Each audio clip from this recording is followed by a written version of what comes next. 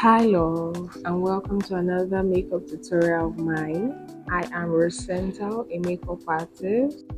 After cleaning her face, I went in with a hydrating spray. For faster absorption into the skin, I used a fan in between my skin preparation steps. Next thing, I went in with a moisturizer. I went in with a simple moisturizer. It is calm and soothing to the skin. And then I went on to prime her face with a mattifying primer. I think this is the first time I'm actually using a fluffy brush for priming. I've used different methods and I think this works really well. Really well. I will definitely be trying it again.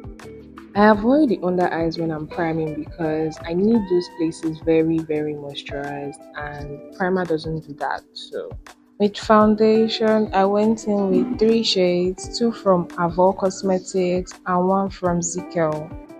This is not even PR, but Merak Beauty Blender is the softest beauty blender I have used.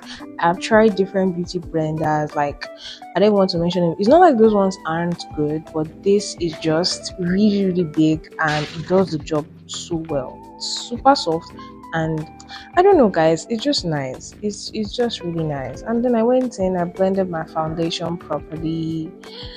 I think even when I even have other different blenders that are clean, like I always go for this one. So yeah, this is her shade. And next up I went in with blush, cream blush per se, or rather to get that cream blush effect. And then I blended it out with another beauty blender. I didn't use the same Merak beauty blender. I blended it to make sure it's seamless into the skin, doesn't have harsh lines. If you're a beginner, I would advise that you blend this on your hand first before applying to the skin, just to ensure enough build up and avoid unnecessary harsh lines.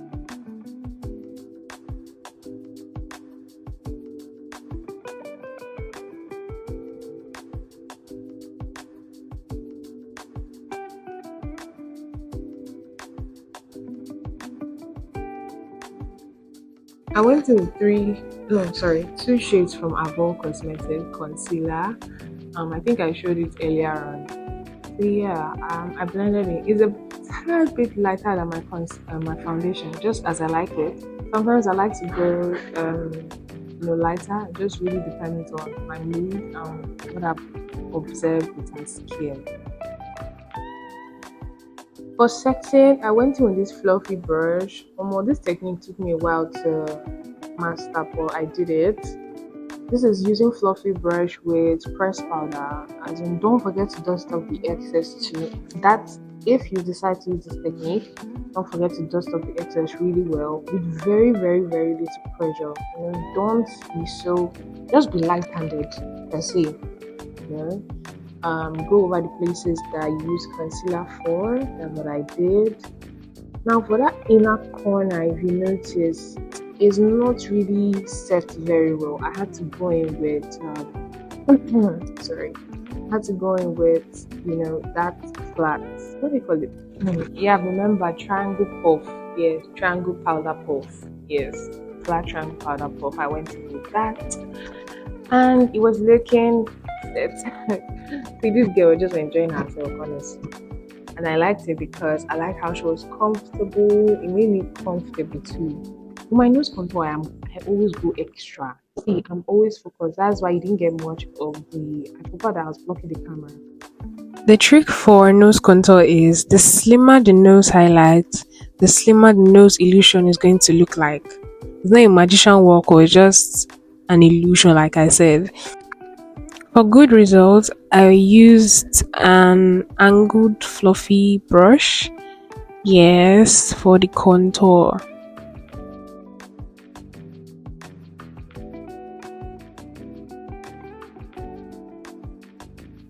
I'm here to give a certain review on this powder, but I did bake using my flat powder puff. I baked just to make sure that the fallout that will come out from my eyeshadow don't directly fall on the skin.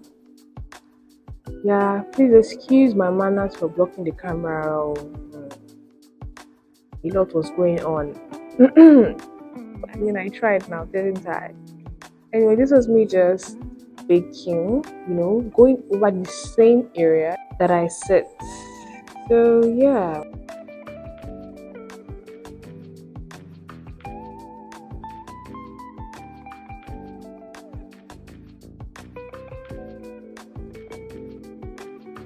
Next up, I went in to set the rest of her face. I used the Vee Beauty Cosmetics powder palette.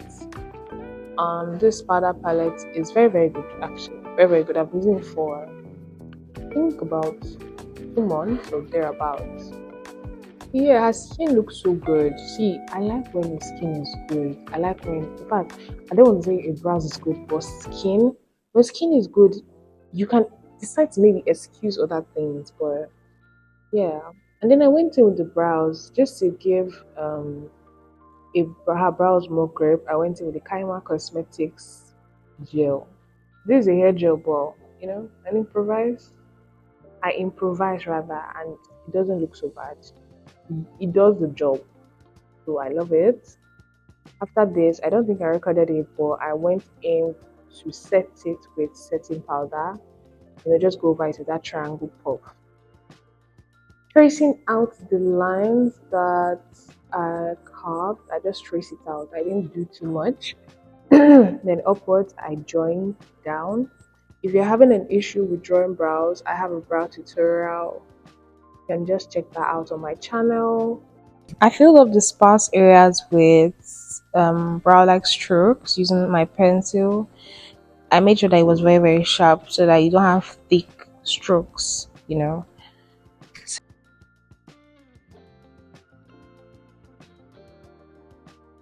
I repeated the same thing for the second eyebrow. Her two brows are not exactly the same, so I had to correct. For this side, I gave it a little more arc than the other, just to complement both of them. And I noticed I usually don't go on the top of my brows actually. That's why I do skin first. But I noticed that there was a mishap. I went over the top, so I had to clean it up a bit.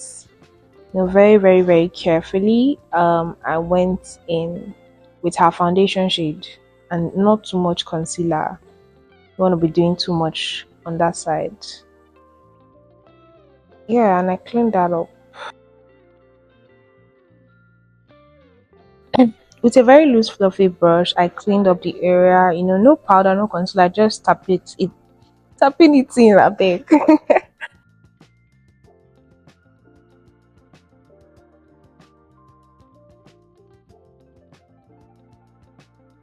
To the eyes, I was just going in with a transition shade. I think I went in with a shade that was a little bit darker than her normal shade. Sorry, just to give that place more depth. I think I repeated the same thing for the second eye. If you notice anything I do to the first eye, apart from brows, though, because I kind of have already mastered brows, but even at that, anything I do to the first eye, I do to the second eye, especially when it comes to brows and the eyes. Because you don't want one looking different from the other. You want to always complement each other. For the eyeshadow base, I used an eyeshadow primer before I went in with the eyeshadow.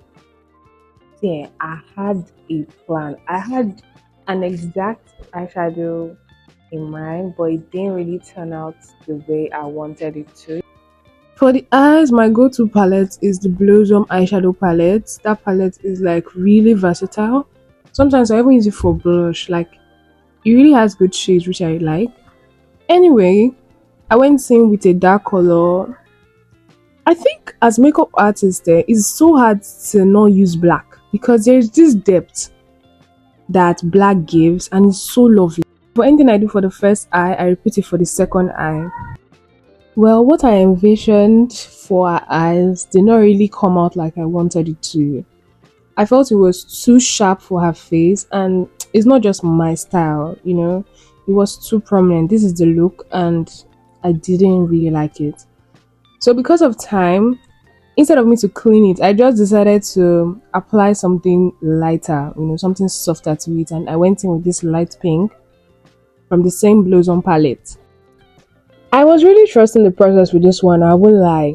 I think it was until I started blending it in and it started having that seamless blend and started coming together that I was like, okay, this might just work. She had really sensitive eyes, and from my experience, I've learned that you don't force it. Whenever people have sensitive eyes, don't even stress.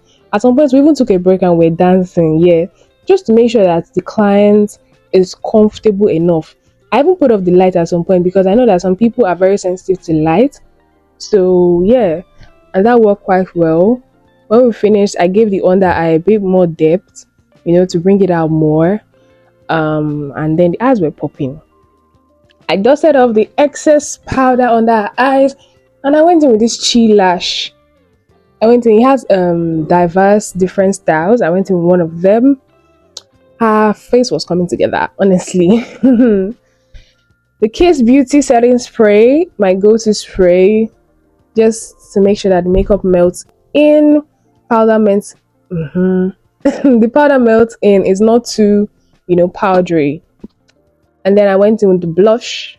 I went into blush shade from my classic palette. That's what I showed.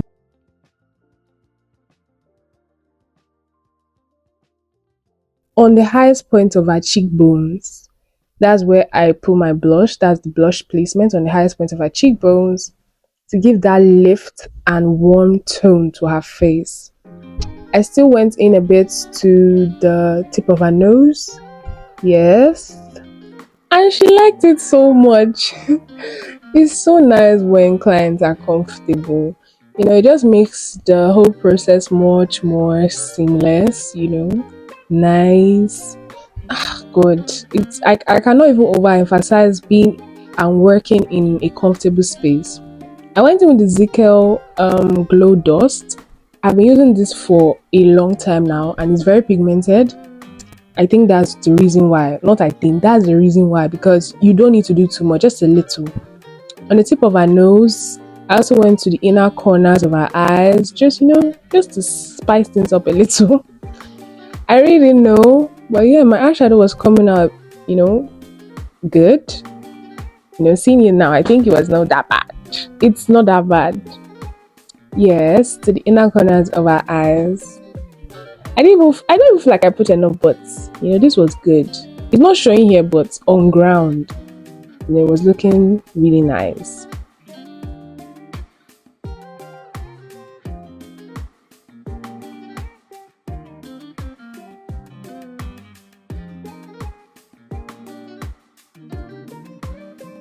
I used the Karite gel, the brown of the 2-in-1 Karite gel.